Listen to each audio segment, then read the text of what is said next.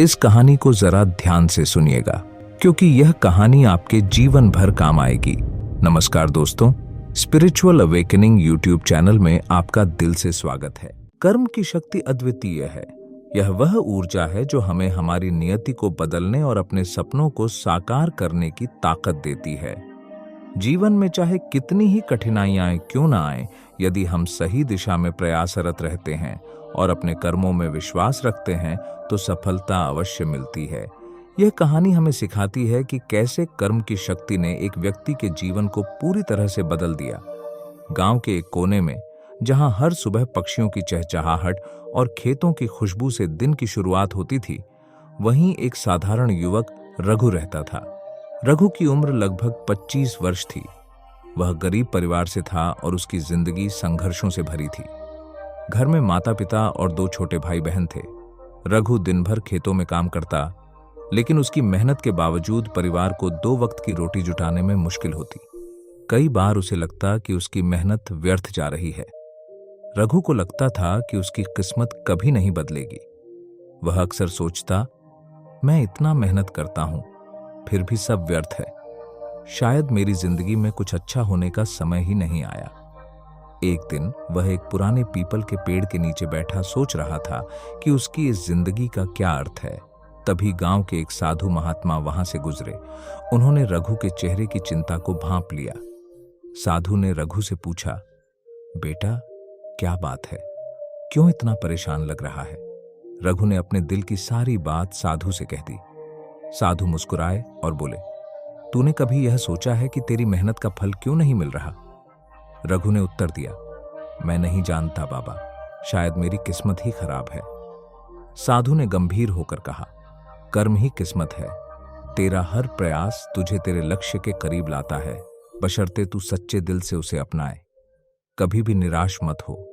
सही दिशा में किया गया प्रयास कभी व्यर्थ नहीं जाता। साधु की बात रघु के दिल को छू गई। उसने तय किया कि अब वह अपनी किस्मत को कर्म से बदल कर रहेगा। अगले दिन से उसने अपने काम के साथ साथ नई चीजें सीखने का निर्णय लिया। रघु ने गांव के एक वृद्ध से खेती के नए तरीके सीखने शुरू किए। उसने मेहनत के साथ साथ स्मार्ट तरीके से काम करना भी शुरू कर दिया। कुछ महीनों में उसकी फसल की गुणवत्ता में सुधार हुआ और उसे अच्छा मुनाफा मिलने लगा। जैसे ही रघु की जिंदगी पटरी पर आने लगी, प्रकृति ने उसकी परीक्षा ली। एक दिन भारी बारिश और तूफान ने उसकी सारी फसल बर्बाद कर दी। रघु को फिर से ऐसा लगा कि उसकी मेहनत व्यर्थ गई, लेकिन इस बार उसने हार मानने के बजाय साधु की बात याद की। उसने खुद से कहा, कर्म करना मेरे हाथ में है और मैं इसे नहीं छोड़ सकता। रघु ने हार न मानते हुए गांव वालों की मदद से फिर से खेती शुरू की। उसने अपने अनुभवों से सीखते हुए मिट्टी और पानी की बेहतर देखभाल करना शुरू किया। इस बार उसकी फसल पहले से भी अधिक अच्छी हुई। गांव वाले उसकी मेहनत और आत्मविश्वास से प्रभावित हुए। उन्होंने उसे प्रेरित किया कि वह अपनी फसल को अन्य गांवों तक भी पहुंचाए। धीरे धीरे रघु की पहचान एक कुशल किसान के रूप में होने लगी। उसने न केवल अपनी स्थिति को सुधारा, बल्कि अन्य गांव वालों को भी नई तकनीकें सिखाईं। जीवन पहले जैसा साधारण नहीं रहा। कुछ वर्षों बाद वही साधु फिर से गांव आए। उन्होंने रघु को देखा और पहचान लिया। उन्होंने मुस्कुराते हुए कहा, देखा बेटा, कर्म की शक्ति को पहचान लिया ना? रघु ने साधु के चरणों में झुककर कहा, बाबा, आपकी बातों ने मेरी पूरी जिंदगी बदल दी। आपने मुझे कर्म का महत्व सिखाया। यह कहानी हमें सिखाती है कि परिस्थितियां कितनी भी कठिन क्यों न हो, हमें अपने कर्मों से कभी मुंह नहीं मोड़ना चाहिए। सही दिशा में मेहनत और निरंतर प्रयास ही हमारे जीवन को सफल बना सकते हैं। जीवन में सफलता का कोई शॉर्टकट नहीं होता। कर्म ही वह जादू है जो असंभव को भी संभव बना सकता है। इसलिए हमेशा अपने कर्मों पर विश्वास रखें और आगे बढ़ते रहें। 16वीं सदी में राजस्थान का मेवाड़ राज्य मुगल साम्राज्य के बढ़ते प्रभाव के सामने खड़ा था। अकबर ने लगभग पूरे भारत को अपने अधीन कर लिया था, लेकिन मेवाड़ का शूरवीर राजा महाराणा प्रताप अपनी स्वतंत्रता से समझौता करने को तैयार नहीं था। महाराणा प्रताप का जीवन, उनकी वीरता और संकल्प की कहानी आज भी हर भारतीय के लिए प्रेरणा का स्रोत है। अकबर ने कई बार महाराणा प्रताप को अपना अधीनस्थ बनाना चाहा। उसने सोचा कि अन्य राजाओं की तरह महाराणा प्रताप भी उसकी संधियों और सौदेबाजी से मान जाएंगे। लेकिन महाराणा प्रताप ने साफ शब्दों में कह दिया कि वह अपनी मातृभूमि को कभी गुलाम नहीं बनाएंगे। उन्होंने प्रण लिया कि चाहे कुछ भी हो जाए, वे अपने राज्य की स्वतंत्रता की रक्षा के लिए अंतिम सांस तक लड़ेंगे। 1576 में हल्दी घाटी के मैदान में वह युद्ध हुआ जिसने इतिहास में महाराणा प्रताप को अमर बना दिया। अकबर ने अपने सेनापति राजा मानसिंह के नेतृत्व में एक विशाल सेना भेजी थी, लेकिन महाराणा प्रताप अपने साहसी और चतुर रणनीति के दम पर उस सेना का सामना करने को तैयार थे। उन्होंने अपनी छोटी सी सेना के साथ वह वीरता दिखाई कि उनकी गाथा पूरे देश में फैल गई। हल्दी घाटी का यह युद्ध एक निर्णायक युद्ध था, जिसमें प्रताप की वीरता और उनके घोड़े चेतक की बहादुरी ने सभी को चकित कर दिया। युद्ध के दौरान जब महाराणा प्रताप पर संकट आया और उन्हें घेर लिया गया, तो उनका घोड़ा चेतक एक सच्चे साथी की तरह उन्हें बचाकर निकला। चेतक ने घायल होते हुए भी महाराणा प्रताप को युद्ध से सुरक्षित निकालने का प्रयास किया और अंततः अपनी जान गंवा दी। चेतक की वीरता और समर्पण महाराणा प्रताप के प्रति उसकी निष्ठा का एक अनमोल उदाहरण है। हल्दी घाटी के युद्ध के बाद महाराणा प्रताप को कई कठिनाइयों का सामना करना पड़ा। उन्हें अपने परिवार के साथ जंगलों में रहना पड़ा, जहां उन्होंने कठिन परिस्थितियों में भी हार नहीं मानी। उनका परिवार जड़ी बूटियों और जंगल के खाद्य पदार्थों से जीवन यापन करता था, लेकिन महाराणा प्रताप का संकल्प अडिग रहा। एक दिन उनकी बेटी ने भूख से तड़पकर रोटी मांगी, लेकिन महाराणा प्रताप के पास उसे देने के लिए कुछ नहीं था। यह देखकर उनके दिल में दर्द हुआ, लेकिन उन्होंने ठान लिया कि वह अपने राज्य और अपनी जनता के लिए स्वतंत्रता लेकर ही रहेंगे। इस कठिन समय में भी अकबर ने कई बार महाराणा प्रताप को संधि प्रस्ताव भेजे। अकबर ने उन्हें कई सुविधाओं और राज्य का प्रस्ताव दिया, परंतु महाराणा प्रताप ने उन्हें ठुकरा दिया। उनका जवाब था, मेरा सिर कट सकता है, पर मैं अपनी स्वतंत्रता का मोल नहीं लगा सकता। महाराणा प्रताप ने संघर्ष और धैर्य से अपने राज्य को फिर से संगठित किया। धीरे धीरे उन्होंने मुगलों को पीछे हटने पर मजबूर कर दिया और अपने राज्य के कुछ हिस्सों को पुनः प्राप्त किया। उनकी यह जीत केवल युद्ध की नहीं थी, बल्कि संकल्प, धैर्य और आत्मसम्मान की जीत थी। महाराणा प्रताप ने हमें यह सिखाया कि परिस्थितियां चाहे कितनी भी कठिन क्यों न हों, संकल्प और आत्मबल से हम हर बाधा को पार कर सकते हैं। उनका जीवन हमें यह प्रेरणा देता है कि स्वतंत्रता और आत्मसम्मान के लिए किसी भी प्रकार का बलिदान छोटा नहीं होता। महाराणा प्रताप का यह संकल्प आज भी हर भारतीय के दिल में जिंदा है। उनके संघर्ष और वीरता की कहानी हमेशा हमें अपने कर्तव्यों के प्रति सच्चे और निष्ठावान बने रहने की प्रेरणा देती रहेगी। अपने सपनों को कभी नहीं छोड़ें। हर इंसान के जीवन में ऐसे मौके आते हैं जब उसे अपने सपनों को छोड़ देने का ख्याल आता है।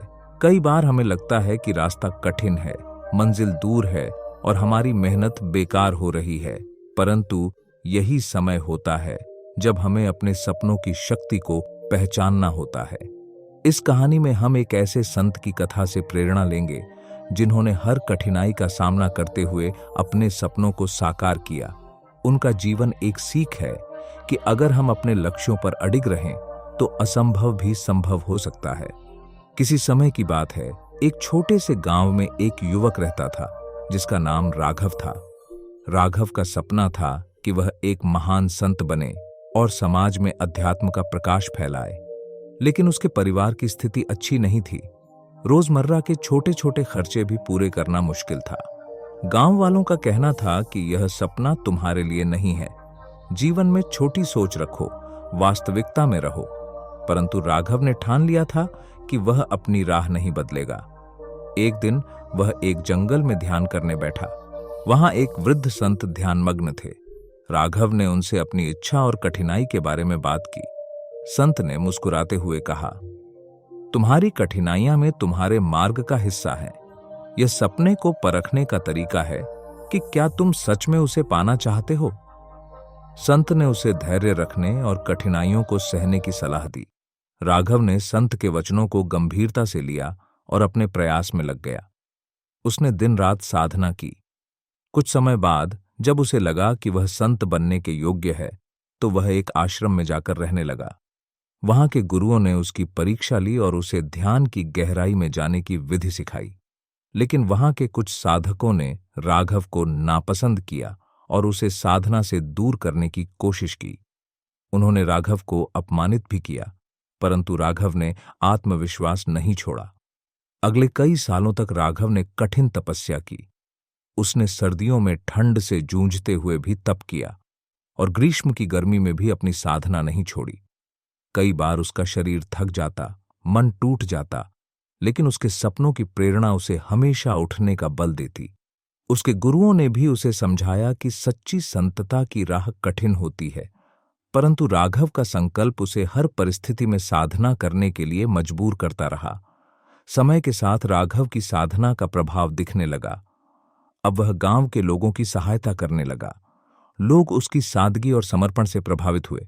वह जरूरतमंदों की मदद करता, बीमारों का उपचार करता और उनके जीवन में खुशियां बांटता। उसका जीवन सादगी का उदाहरण था। धीरे धीरे लोग उसे एक संत मानने लगे और उसे आदर देने लगे। उसके सपनों का पहला कदम साकार हुआ। कुछ समय बाद संत राघव का नाम दूर दूर तक फैलने लगा। उसकी यशोगाथा सुनकर एक अमीर राजा ने उसे अपने महल में आमंत्रित किया। राघव ने विनम्रता से राजा का निमंत्रण स्वीकार किया और महल में पहुंचा।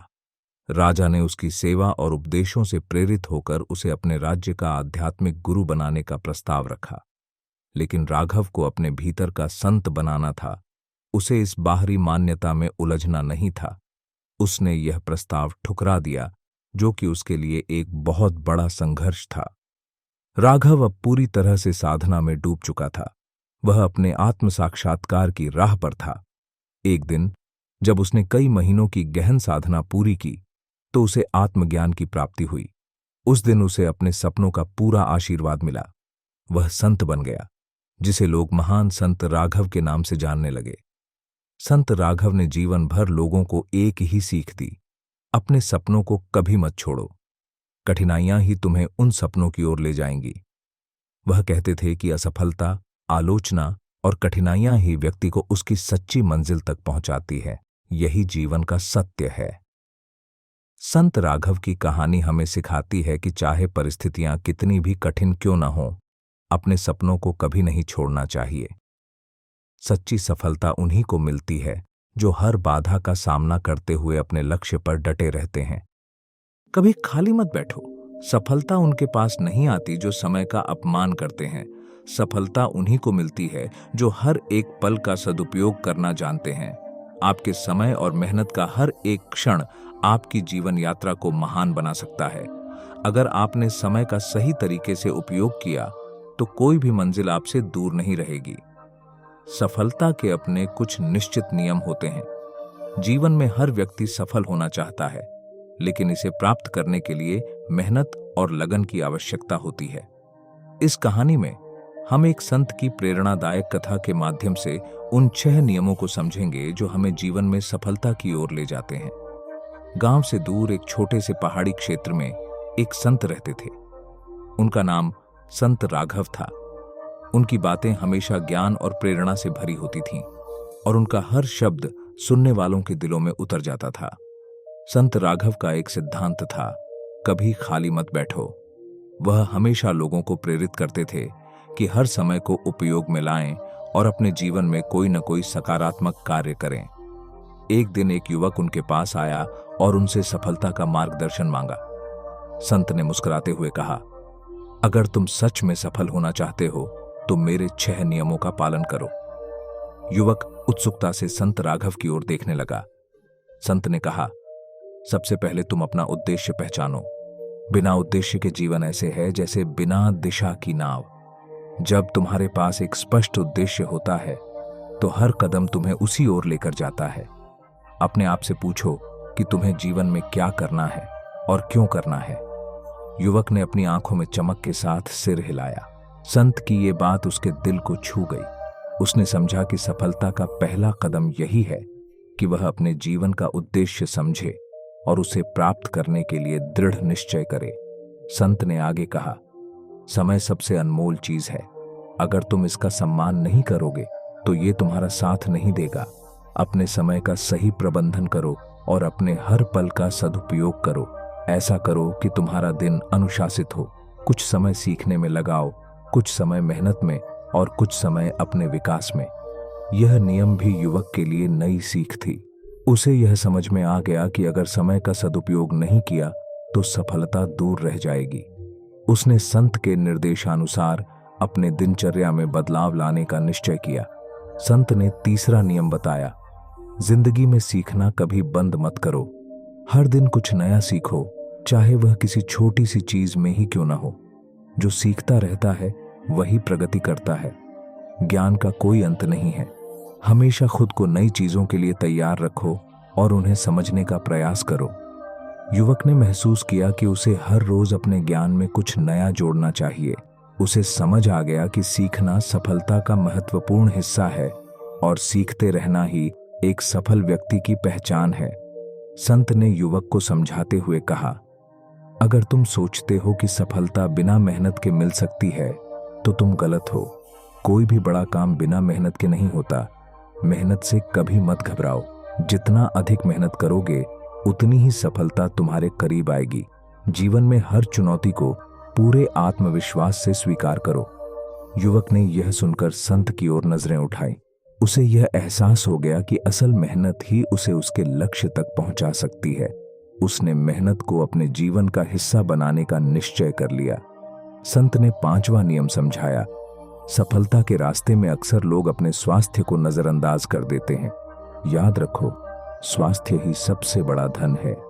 अगर तुम स्वस्थ रहोगे तभी अपने सपनों को पूरा करने के लिए पूरी मेहनत कर पाओगे।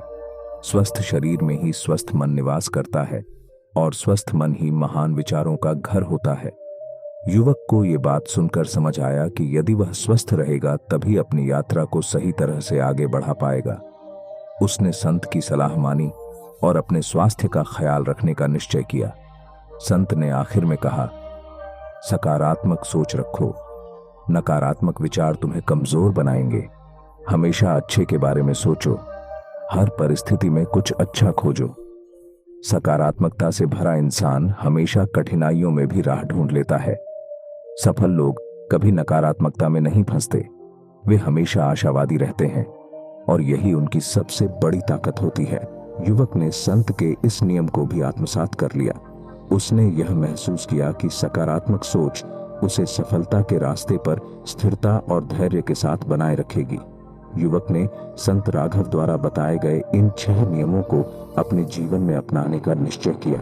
समय के साथ उसने खुद में बदलाव महसूस किया।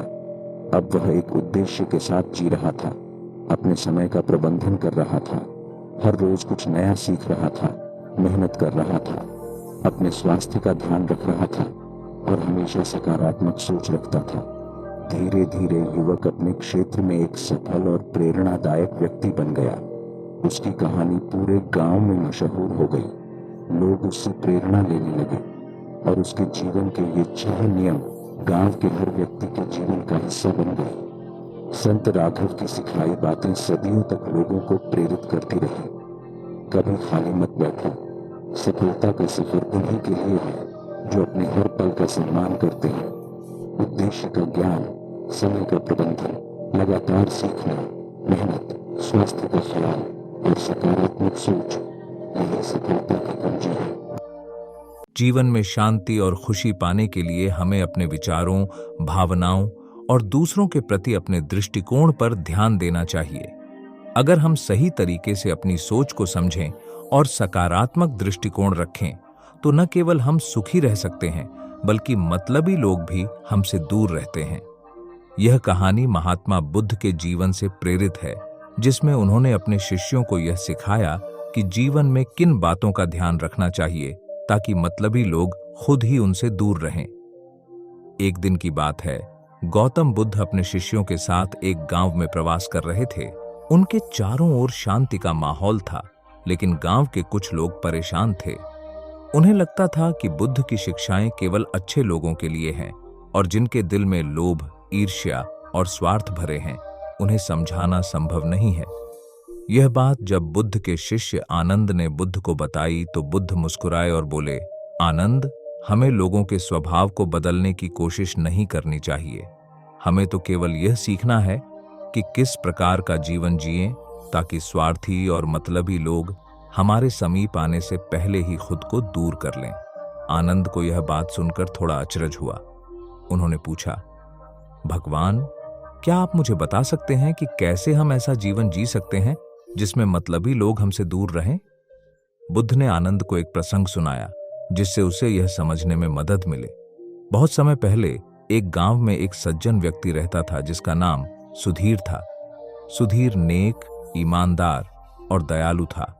वह हमेशा दूसरों की मदद करता और बिना किसी अपेक्षा के ही अपने कर्तव्य निभाता।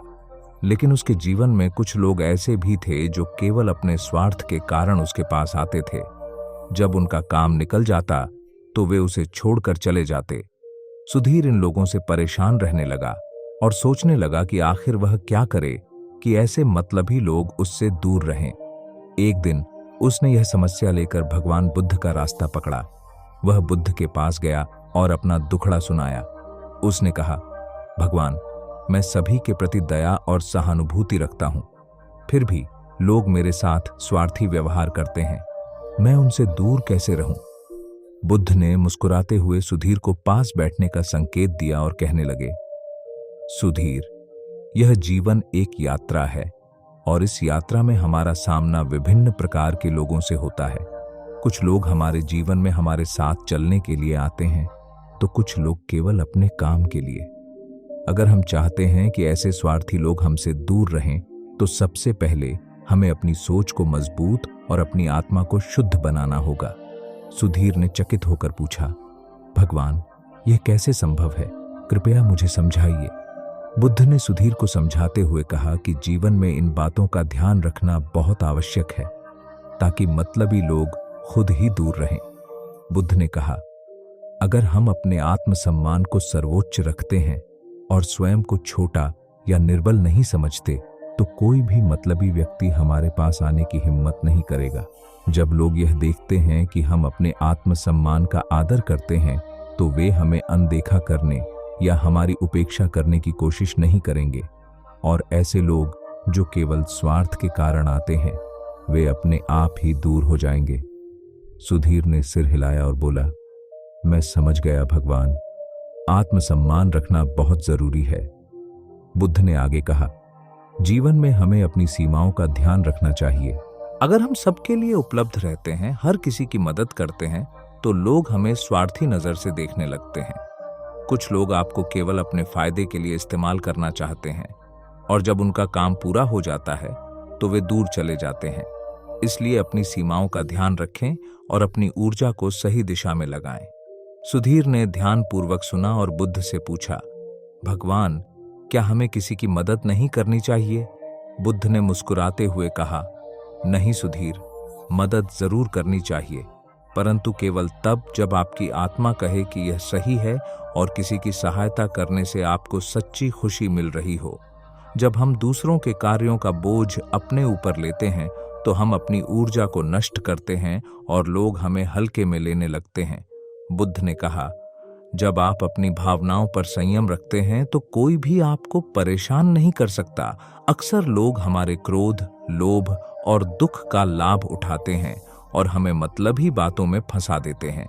इसलिए जब भी आपको लगे कि कोई व्यक्ति आपसे कुछ स्वार्थ के लिए जुड़ा है तो शांत रहें और अपनी भावनाओं को नियंत्रित करें। जो लोग केवल अपने लाभ के लिए दूसरों से जुड़े रहते हैं वे आपकी दृढ़ता देखकर स्वयं ही दूर चले जाते हैं। सुधीर ने बुद्ध की बात को समझते हुए सहमति में सिर हिलाया। बुद्ध ने मुस्कुराते हुए कहा, जीवन में यह बहुत महत्वपूर्ण है कि हम किससे मित्रता करते हैं। सभी लोग हमारे मित्र नहीं होते और न ही सभी लोग हमारे हितैषी होते हैं। किसी से मित्रता करते समय यह देखना चाहिए कि वह व्यक्ति आपके साथ सच्चाई से जुड़े हैं या केवल अपने लाभ के लिए। अगर हम समझदारी से मित्रता करें तो हमें उन लोगों से बचना आसान हो जाएगा जो केवल हमारे संसाधनों का उपयोग करना चाहते हैं। सच्चे मित्र हमेशा साथ रहेंगे। जबकि मतलबी लोग स्वाभाविक रूप से दूर रहेंगे। सुधीर ने गहरी सांस ली और समझ गया कि अपने मित्रों का चुनाव कैसे करना चाहिए। बुद्ध ने कहा, ध्यान और आत्म साक्षात्कार से मन की शक्ति बढ़ती है। अगर आप ध्यान करेंगे और आत्मज्ञान की दिशा में आगे बढ़ेंगे तो आप स्वयं को मतलबी लोगों से दूर रख सकेंगे, क्योंकि आपकी आत्मा के पास इतनी शक्ति होगी कि लोग आपके पास अपने स्वार्थ के साथ आने से कतराएंगे। जो लोग केवल अपनी इच्छा पूरी करने के लिए दूसरों का उपयोग करते हैं, वे ऐसे लोगों के पास नहीं जाते जिनकी आत्मा में शक्ति और धैर्य हो। सुधीर ने यह सुनकर ध्यान में बैठे रहने का प्रण लिया ताकि वह अपने आत्मज्ञान को बढ़ा सके। बुद्ध ने अंत में कहा, माफ करना एक ऐसी शक्ति है जो लोगों को आपके प्रति सम्मान और श्रद्धा की भावना पैदा करती है। यदि कोई व्यक्ति आपके साथ बुरा व्यवहार करता है और आप उसे माफ कर देते हैं, तो आपके अंदर एक सकारात्मक ऊर्जा उत्पन्न होती है और वह व्यक्ति आपकी तरफ आकर्षित नहीं होता। माफ करने से हम अपने मन को हल्का रखते हैं और मतलबी लोग हमसे दूर रहते हैं। सुधीर ने बुद्ध की इन बातों को ध्यान में रखा और उनके उपदेशों का पालन करने का निश्चय किया। सुधीर ने बुद्ध की इन सभी बातों को अपने जीवन में उतार लिया। उसने अपने आत्मसम्मान का ख्याल रखना शुरू किया, सीमाओं का ध्यान रखा, अपनी भावनाओं पर संयम रखा और समझदारी से मित्रता की। धीरे धीरे उसने ध्यान और आत्म साक्षात्कार की साधना को अपने जीवन का हिस्सा बना लिया और माफ करने की आदत भी उसने विकसित कर ली। अब लोग सुधीर को एक मजबूत और आत्मनिर्भर व्यक्ति मानते थे। वे उसका सम्मान करने लगे और जो लोग केवल अपने स्वार्थ के लिए उसके पास आते थे, वे उससे दूर रहने लगे। सुधीर का जीवन अब शांति, संतोष और खुशी से भर गया था।